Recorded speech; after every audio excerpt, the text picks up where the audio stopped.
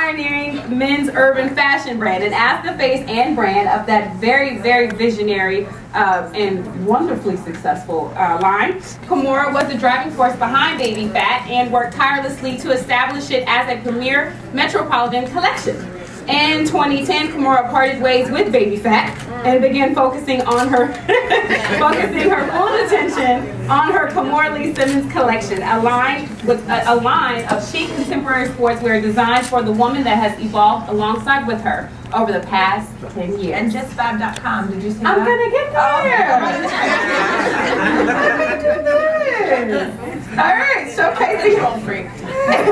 We know. I got you covered, Lori. It's okay. Showcasing her life as a businesswoman who continually strives to balance her family life, Kimora is the star of the Style Network's top-rated show, Kimora, Life in the Fab Lane. It's also syndicated, on E-Television Network, and it is viewed in more than 200 countries. In other words, you better work. Please join me in giving a very warm welcome to the fabulous Kimora Lee.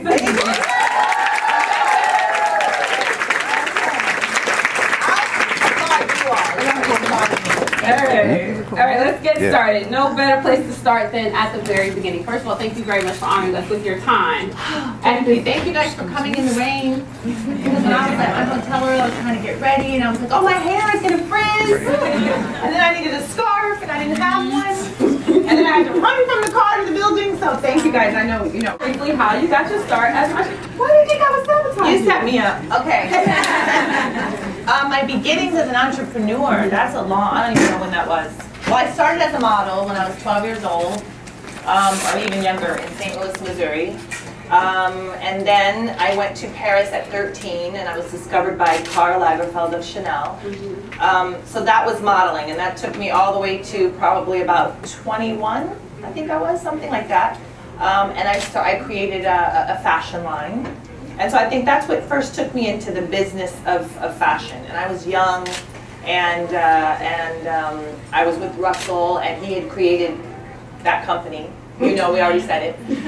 And it needed a women's line, a women's counterpart. And a lot of men think, and even to this day they think, a women's counterpart it looks like them, but it's just a little girlier. Like it's like them, but a smaller size, or it's like what they like, but no, it's none of that. And I tried to tell him, no, a woman's line has to be sexy and, fun, and this was much younger at the time, a younger line. This was almost like a junior, but we wanted to be sexy. We don't want like your football jersey in a smaller size. But you remember when all the girls were doing that, right? The jerseys, and even TLC, I love them, and they always had on their thing, and the football.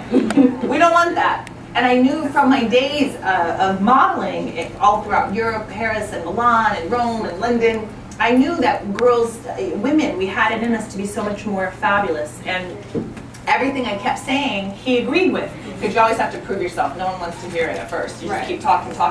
And you keep making sense, and it takes an intelligent person to say, yeah, you have a point there. So then he just dumped it on me. He was like, yeah, go do it. And I did it, and it became a phenomenon. I think it really started from people telling us what we couldn't do. So they were saying, oh no, a young woman like you're too young, you can never do that. Oh no, black, you really can't do that. Oh no, black and Asian, we don't want nothing from you. Every time they kept saying what I couldn't do, it really made me want to do it. And look now, we've done it a lot of times, doing it and doing it and doing it well. So I think that's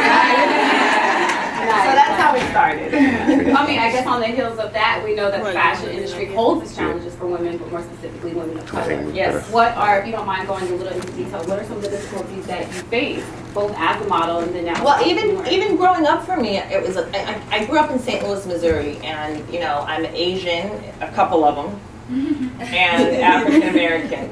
And it was very difficult. That's almost like being, half black, half white 50 years ago. I was like, what? How did that happen? The Asian thing never came anywhere. So people just thought I was weird. The black kids thought I was weird. The white kids thought I was weird. I was just weird out there. The only one who didn't think I was weird was my mama. So I think that's kind of where it started, with adversity and challenge. And anyone in the room, I mean, the point is, when you get to a certain level of your life or your career, then you start to tell your story. But really, when you talk to people like all of you here, you realize we really all have the same story. We all got beat up somewhere. We all got told no. We all got told we were too pretty or not pretty enough or something. So I think I was battling that at an early age, and it made me, I'm a Taurus, so it made me kind of feisty.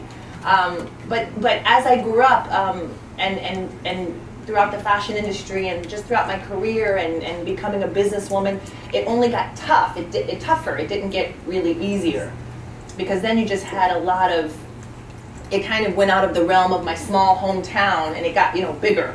So then it was like a lot of rich people telling me that, or a lot of powerful people, and, you know, or your boss, or some man who's the president of your company. It was very difficult for me, and I think it's very tough, certainly as a woman of color, but just as a woman, it's kind of tough. And I really feel like my whole, I champion women. I think that we're beautiful and powerful and really strong. And I feel like people are intimidated by that. Nice. And they're intimidated by beauty, and they're intimidated by brains and passion and compassion and heart and drive and all these things that I had. So I hear it all the time, and it just makes me stronger, and it makes me want to keep going. I mean, I worked with the most racist of people.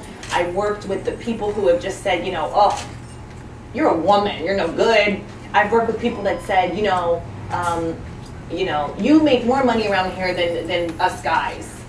That's ridiculous. We have to put an end to that. I've had people just say crazy, crazy stuff to me. And I just look them in their face and I smile and I just try to keep on going. But really in my heart, I want to prove them wrong. And so, I'm a mom and I have 3 kids, and I want them to feel like, however they come out, look, you know, my son has like a crazy afro, and my girls too. Thank you. My girls too, they have an afro, but it's just much longer. And I want them to know you're beautiful however you are. My littlest girl, Aoki, she just turned 9. She's a fashion girl. You know, every day she leaves, she thinks she's in London. She has some big things. And I try to tell, I want to foster that, not to hinder that. Even though sometimes I have to say, you know, like the other day, she went to play. The girls went to play softball with Queen Latifah. I love her. And I said, you can't wear that dress, Aoki. You have to change to be more appropriate. But you don't want to hinder your children. You want them to grow and flourish and thrive. So these challenges, I'm long-winded and rambling, and I'm going to stop. But it started from when I was a kid, and it went all the way up through my career now, and it all the way over to my children now. You know, they go to school. I have people on Twitter. And, you know, they're always messaging me, and they're like, I go to school, and it's all white people. They look at me crazy, and I want to get out of here. And I always say to them, why would you want to get out of there? You have to stay. That's how the world is. The world is never going to be all black people, or it's never going to be all mixed people, or it's never going to be all women. It's not like that. You have to take every challenge as it comes, and, you know, I'm gearing my comments towards the women, but it's for guys too. It's never going to be all one way. You have to take the bull by its horns and go for what you know. You have to believe in yourself when nobody else does, and you have to talk against that little negative voice that other people give you that we have in us too. We're all born with that. But you have to talk against it and be like, you don't really know what you're talking about. And every day you kind of prove to yourself those points that I'm worth it, I'm valid, I can do this better than you. And you have to prove that, but you're not competing with anybody else but yourself. I think that's the point. But it goes from childhood to adulthood to your own kids. It never stops. Right. JustFab.com. Yes. Your newest baby. Tell us all about it. You said that because 720. I know, I tried. Your newest baby. Stop. Okay. She teased me about my accent. I love it though. She sounds like that's how Beyonce talks. I told her when I got up here I would cut it out for her, but I love it. You caught me slipping. JustFab.com. JustFab.com is my newest venture. It's really fantastic. It's Just Fabulous, the company, but the website is justfab.com. JustFab.com. It's online. It's fashion, so it's shoes, bags, jewelry, and depending on the season, different collections of apparel. I'm an investor. I'm the president, and I'm creative director.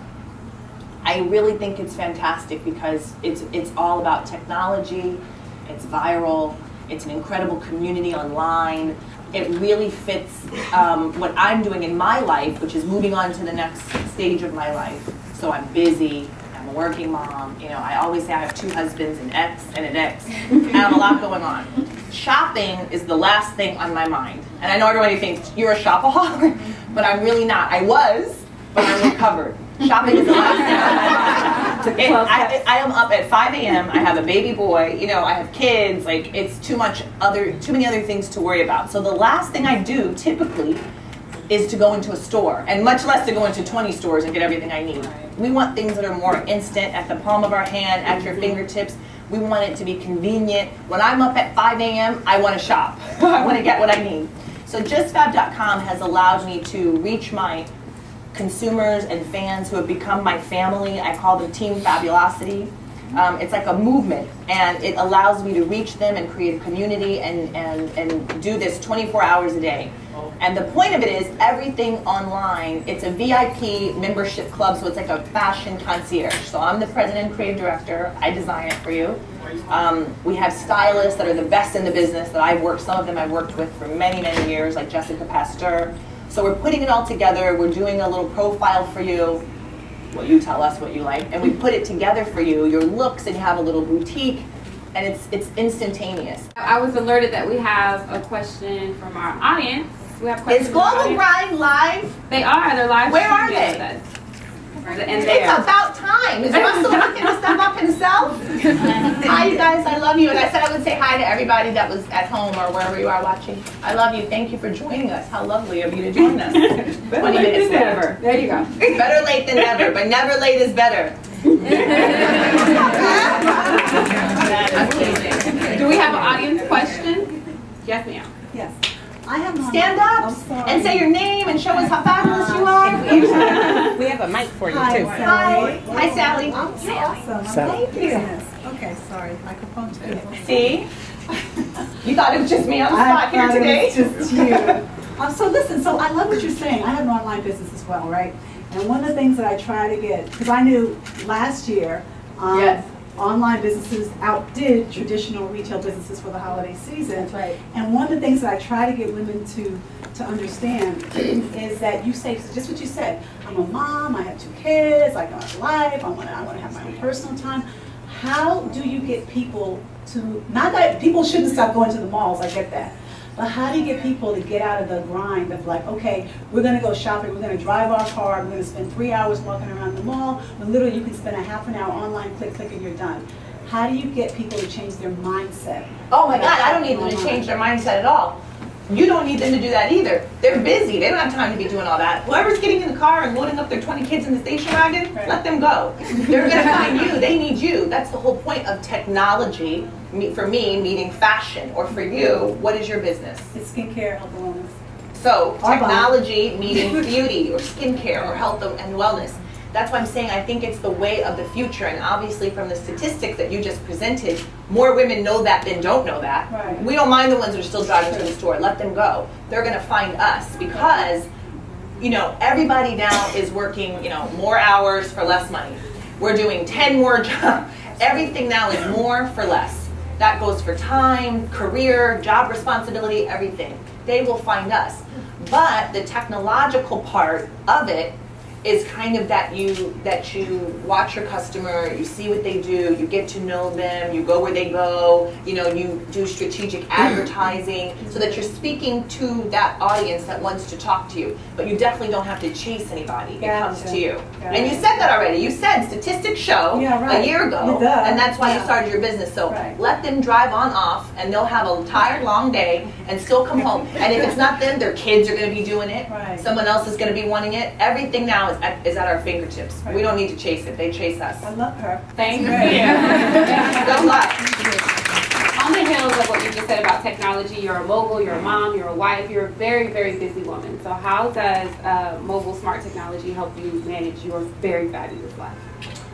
Well, that's what I was saying. I think it's all, you know, it's the way of the future. And I am not the most savvy, and I probably should not say that when I get down, someone's going to kick me. But it's true. Oh my God, I'm clicking everything. I can't get on, you know. So I had to learn these things, right? So I have my tablet, I have my phone, I have my computer. The computer was too big. I got a littler computer. You know, I really think it's about, for me, it's about staying in touch with my family. It's about keeping my family near. So I have, you know, my phone, and it's not just this one. I have like... Question. The voice of God should come up. The text question is, Kimora, how do you find a great manufacturer for your product? And I knew the Lord was going to look something like you. I don't like to see for sure, but I knew. How is it what now, Lord? How do you find a great manufacturer for your products?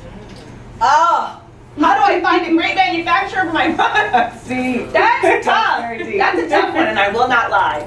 I have had so many issues with manufacturers. I don't know. It's about sourcing.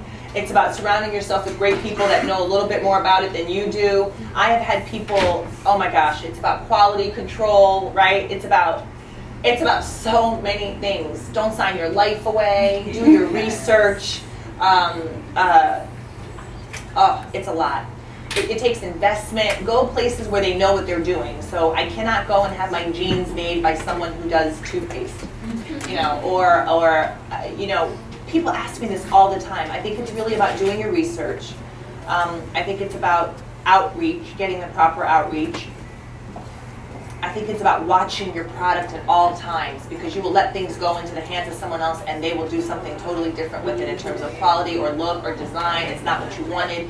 Watch what you're signing, your contracts. It's a double-edged sword, and you have to be, I think, very careful, right? Is that answering it? Because everyone's nodding like they've gone through the same thing yourself. It was manufacturing the question, right? Or distribution. It's all the same, manufacturing, distribution. The challenges are crazy. I mean, I've had so many fights with manufacturers. Kate's going to be like, don't say that. But it's very, very difficult. And also, people in business are self-serving, and they want what they want and you want what you want. So inherently going into a relationship, it's kind of always a fight, because you have to protect the integrity of your product and your design and your wishes, and they need to protect their dollar and their bottom line, and you want, and there's a middle ground. Because me, I'm a creative person, and this is how I had to learn the business side. I'm the creative girl, so I want to make the jean that's $1,200. But the person who is making it is like, no, we can't do that. We can't sell it for this. They're trying to watch their money, so they want to try to give you a jean that's $2. And I'm like, no, that's kind of crappy. But there's somewhere in the middle that you can watch the integrity of your product, the integrity of your design. You have to watch your partners, even though we love them. But it's definitely a double-edged sword at all times. And I think it's about education. Personally, my team, I surround myself with really great people. I've learned a lot from my mentors, and you have to be careful. It's tricky. It's a slippery slope, but you can do it. But you have to be aware. You're phenomenal at answering questions, and I was much. Actually gonna ask you, so now I have to think of a creative way to rephrase it. We all know the importance of having sheroes in life. Yes. So one, tell us a little bit about who your shero is, and then just expound more on the importance of making sure that you have the right North Star. Well, your heroes don't always have to be sheroes, but we are great at it. Yeah, we are. We're great at it. We talked about that earlier. We're pretty good at it. I think for me, obviously, my shero would clearly be my mother. She raised me. She's Japanese Korean, St. Louis, Missouri. I swear she was the only one at the time. She, single parent household, single parent family income, and I saw my mom do, so many things I didn't think could be done. In terms of the hours she worked and how she worked, and we lived in North County, she worked in South County, it was like an hour and a half away. I was a kid at school that for the recital, if it's over at 5:30, my mom's there at 6:15. I've done the recital and I'm playing outside alone. I had the key, I was a latchkey kid in the first grade. I had the key around my neck to let myself in. I saw her do so many things and make so many sacrifices for me. And so I obviously my mom is my first hero. And then I think after that it's gone into, believe it or not, my girls.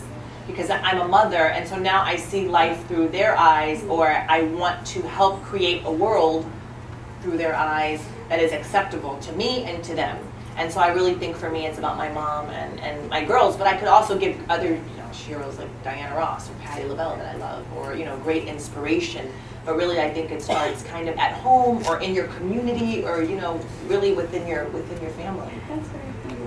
But I do think we all need that, because she said expound on the fact that we need that.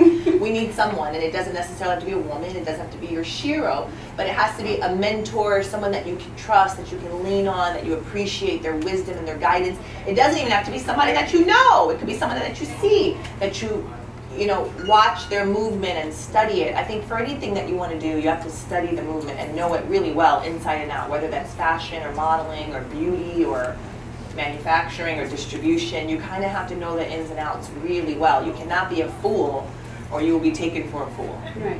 for all of our ladies in our audience, as well as everyone who's streaming live on Global Grind, some of your 5 key points to success. For those who look at you as a shero, what would you say your 5 keys to success are? Oh my God, 5? Okay, I'm just I mean, gonna if you name a have few. more, go ahead. But Perseverance, dedication, determination, which is kind of like perseverance, knowledge, that's 4. What would 5 be? I really think it's probably following your faith. Faith. But faith is a wish and a hope in the unknown, and I kind of want to make it happen. And I want to, yes, I have faith, I do, in business and life and what's going on, but I kind of want to jump in and make it work. Yeah. So I think it's really about an idea and a passion. That's really what it is, a passion to make things happen. And you do always have to have a little faith, but I like to jump in and do it. And sometimes I probably jump a little bit ahead of myself, but I'm like, forget that, I'll do it myself. And then the face, yeah, I had faith in that, it's going to work, I told you. That's kind of how it is. But you have to believe in yourself. Yeah, you have to believe in yourself and what you're doing and support yourself and people around you, give your hand to the next sister or the next brother or your neighbor because you're going to need that hand too. I really just think it's about a higher idea. It's not quite 5 points, but it's about the higher idea that we all operate under. Because every one of us here, I mean, really, I could talk to each one of you individually, and every one of us here, it doesn't have to be fashion or beauty or business, but every one of us here has a goal or an idea or a dream, and so I think ultimately it's like, how do we make that happen? And we all have challenges that work against us, like time and kids and family and money and budgets. It's all against us, my goodness. But we all want to make it work. And so I think you have to just know that, and respect is a big thing for me. Yeah. Respect. You have to respect yourself and respect other people. And in doing so, you have to command respect. And for me, that's been a lot, going back to the first question of like making it in the business and dealing with your business partners and having them, put you down and say any old kind of thing because you're a woman or you're this color or you're this size or you're this age. You have to command your respect, and you have to navigate through life, I think, very delicately, and make smart choices and own those choices. So if they weren't the smartest choice, it's okay. You can say it wasn't the smartest thing, and I'm going to move on. Who turned off the lights? Our time is not up. Verizon.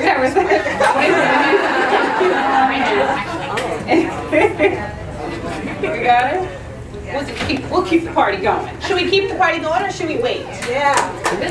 Keep the party going. I think we have another question from someone in the store. We're going to take one more. A little late at night. Set in the mood. Up the car leaves spraying in the dark.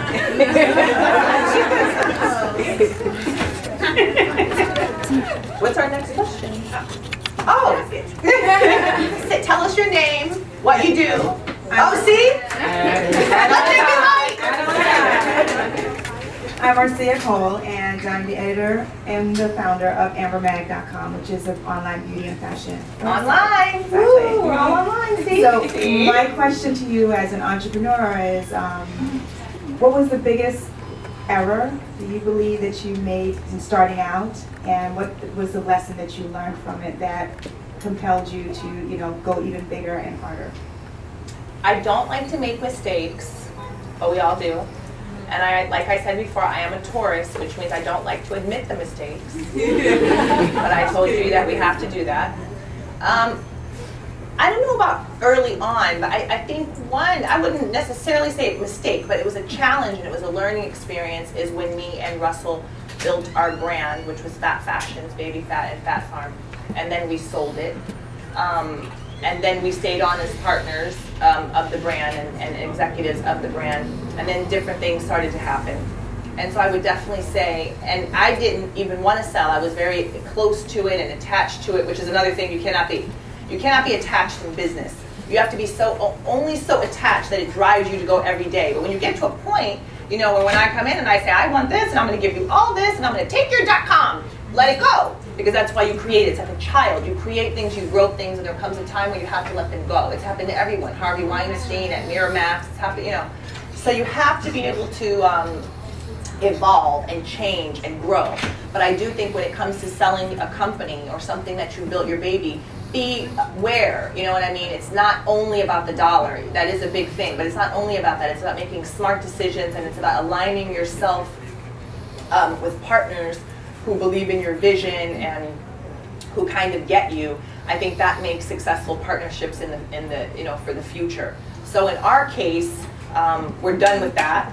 And so that's what you're saying, what drives you to go on. And I think that situation and dealing with certain people in my life, not Russell, us together, dealing with certain people has taught me to pick myself up and go on and be bigger and better and address my audience and deal with my fans who are my family and say, you know what, no, this is not the end, this is the beginning. We're going to do this again and again and again, because we as women and fashion people, we're dynamic and we know what we want, and we're always growing and changing, and one little stumbling block is not going to stop that. You have to sometimes you have to let go of the old and usher in the new, and you have to accept that, you know, and that goes for age, and it goes for beauty, and it goes for husbands, and it goes for business, and it goes for a lot of things.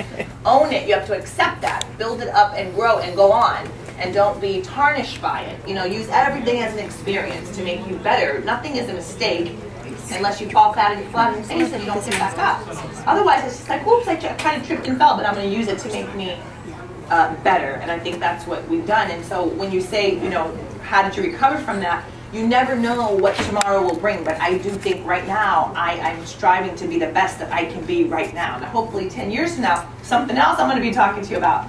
But I'm certainly the best me compared to last year or compared to 3 years ago.